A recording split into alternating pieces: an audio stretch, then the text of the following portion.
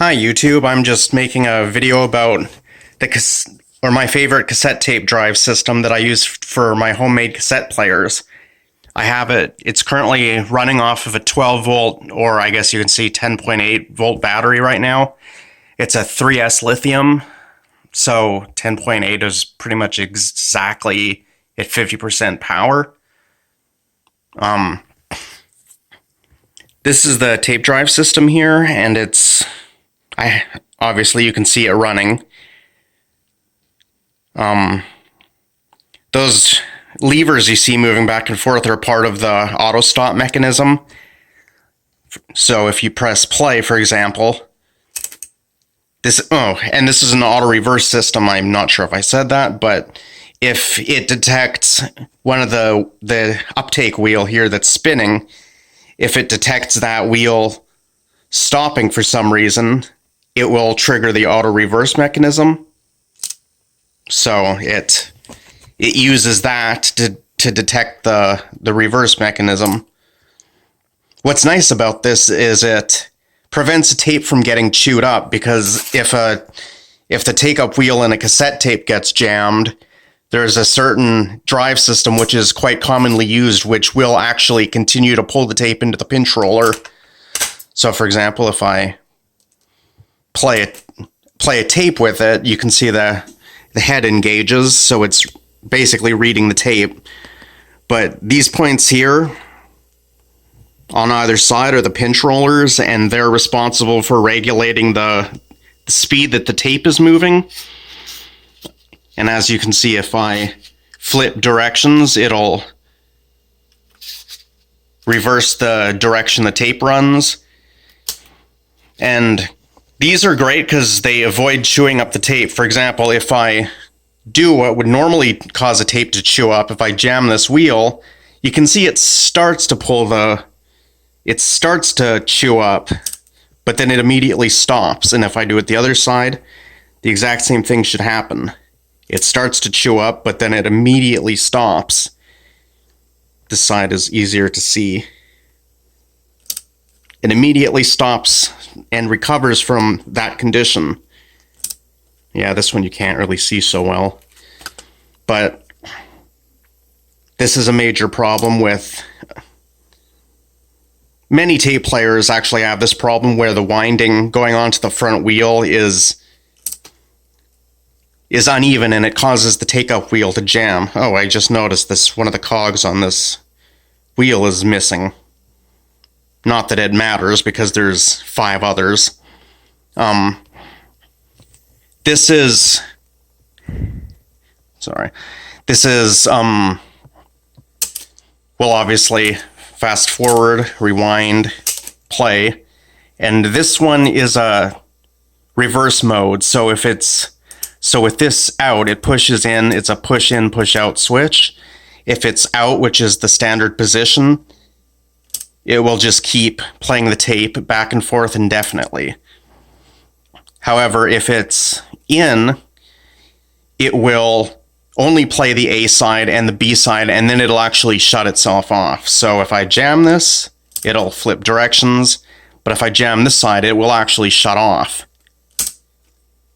And this will stay in for that mode. This is the... Whoops. Hands are in the way. This is the reverse switch, so if you wish to trigger it yourself, you can. This one is the stop and eject. Obviously, you can see the lever for the eject door. If I press it a second time, it will eject the door, which is obviously non-existent here.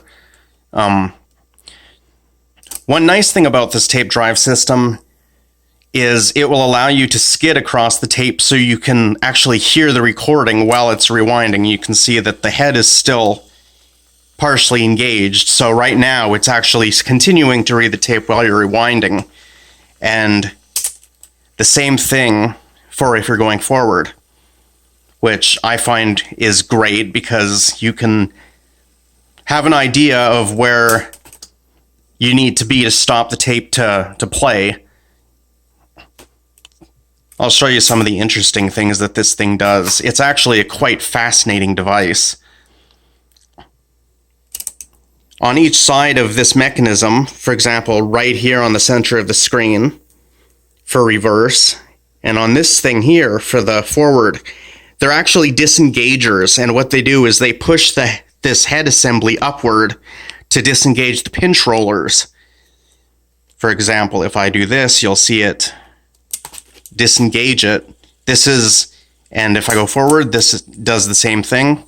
It continues reading the tape while fast forwarding. There is one very common problem with this drive system where the people that built it don't actually put... Actually, you can see right there how the disengager functions. And for forward, it does the exact same thing. But a lot of the builders who built these things only put in either one or neither of the disengagers, which is actually quite a pain because you have to take this whole mechanism apart to replace them, and you'll obviously need a second drive system to scavenge that extra disengager from. So right now it's in the forward mode, which is quite easy to see. And that rocker arm you see moving back and forth is actually looking and detecting that front wheel is spinning. For example, I can actually false trigger it by pushing this up. It will actually trick it into thinking that it's actually stopped turning. Sorry about that. As you can see here. You'll notice when it switches direction, there's these two arms here, and you'll see that they switch positions. What those are is you can see them switching back and forth there. Those are actually bypass devices to shut the auto stop off. So because it's going forward, you'll see that this arm on this side is in the downward position.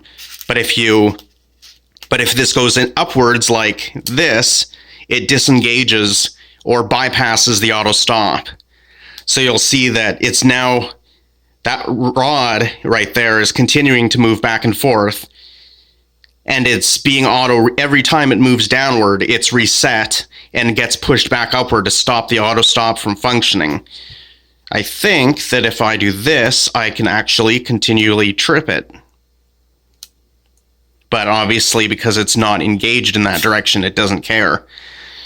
This one, however, is engaged. So if I push this upward, it will not I'm wrong. It will not get pushed up, actually. Because as the wheel's spinning, it pulls it upward, but if this is... you'll see that it doesn't pull back up. So it's a very, very fascinating device. Obviously, you can see that it's got a dual head for reverse and forward. Oh, my sisters. And you can see that it has... whoops, sorry. You can see the connections for the head, and this is the switch that switches the tape direction. I guess you can't really see it, but in there it's switching from either side of the head. Whoops. And this is the speed control circuit and the control circuit, which I probably won't be using when I build my new tape player. But it's got a motor like this, and it came with another drive system attached to it, which is what this piece is for. And you can see that there was originally another piece attached to here, which would be sitting here, which I am not going to be using. But this is a nice tape drive system because it lets you skid across tapes while listening to them, and it allows for auto reverse, which is instantaneous. There's no flip head, which usually takes a few seconds to switch directions. This is instantaneous. Obviously, it's not on... oh, I'm skidding across in reverse, so... but the reverse is instantaneous. There's no flip switching of the head or disengaging of the head, which is why I prefer it. One of the things I do with this drive system in particular is I solder the pickup wires directly to those upper contacts there. This allows me to play the tape backwards or forwards with the press of a button, which I kind of enjoy. Music, forwards or backwards, it doesn't really matter. It just changes the direction. The only thing I don't like about this tape drive system is you can see that without the other tape drive system there's only these 3 points holding it up.